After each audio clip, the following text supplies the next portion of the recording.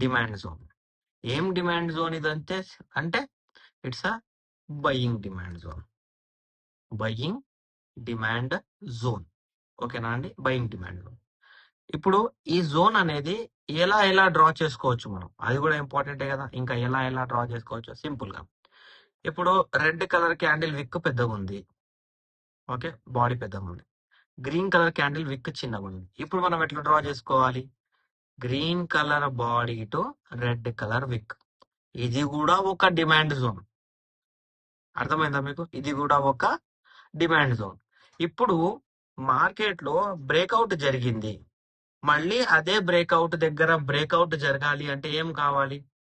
అదే పాయింట్ దగ్గర మళ్ళీ వచ్చి రెడ్ క్యాండిల్ చిన్నగా, green candle red candle overcome చేస్తూ, సెల్లర్స్ ని బయ్యర్ ఓవర్కమ్ చేస్తూ అక్కడ ఆర్డర్ బ్లాక్ జరిగితే బయ్యింగ్. ఎందుకు అక్కడ